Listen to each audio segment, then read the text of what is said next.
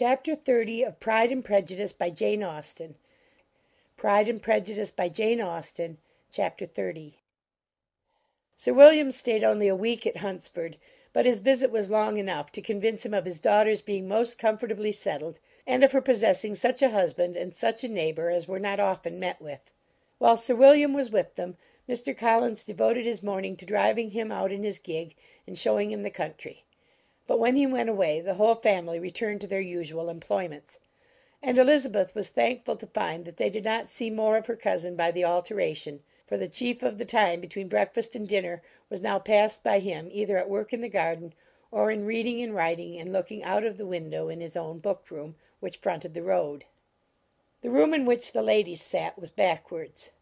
Elizabeth had at first rather wondered that Charlotte should not prefer the dining-parlour for common use. It was a better sized room, and had a more pleasant aspect.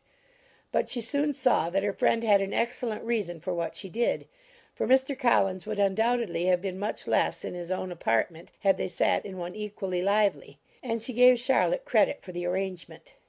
From the drawing-room they could distinguish nothing in the lane, and were indebted to Mr. Collins for the knowledge of what carriages went along, and how often especially Miss de Bourgh drove by in her phaeton, which he never failed coming to inform them of, though it happened almost every day.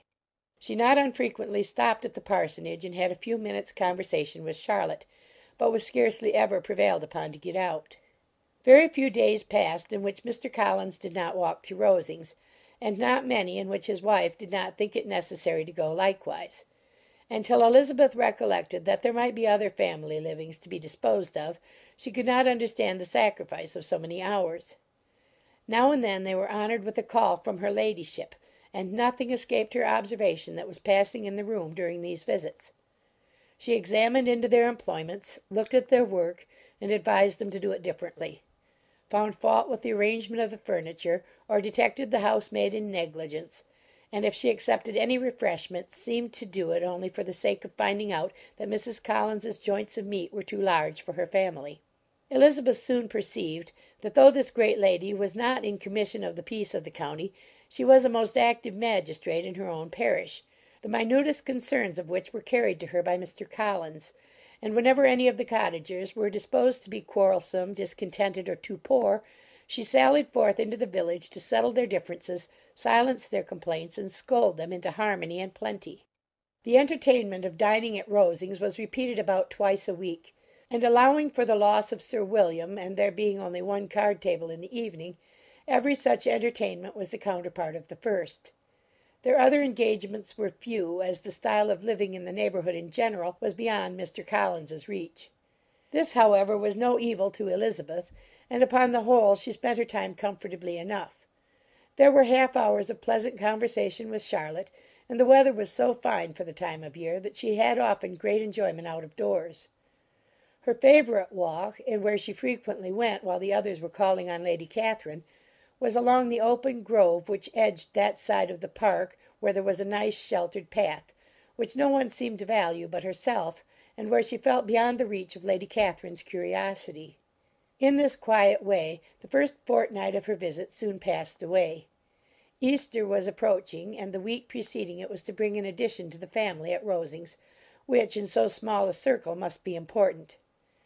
Elizabeth had heard, soon after her arrival, that Mr. Darcy was expected there in the course of a few weeks; and though there were not many of her acquaintances whom she did not prefer, his coming would furnish one comparatively new to look at in their Rosings parties, and she might be amused in seeing how hopeless Miss Bingley's designs on him were by his behaviour to his cousin, for whom he was evidently destined by Lady Catherine, who talked of his coming with the greatest satisfaction, spoke of him in terms of the highest admiration, and seemed almost angry to find that he had already been frequently seen by Miss Lucas and herself.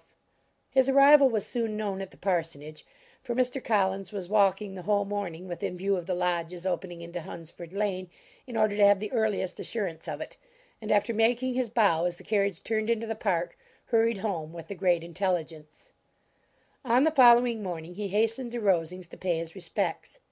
There were two nephews of Lady Catherine to require them, for Mr. Darcy had brought with him a Colonel Fitzwilliam, the younger son of his uncle Lord , and to the great surprise of all the party, when Mr. Collins returned, the gentleman accompanied him.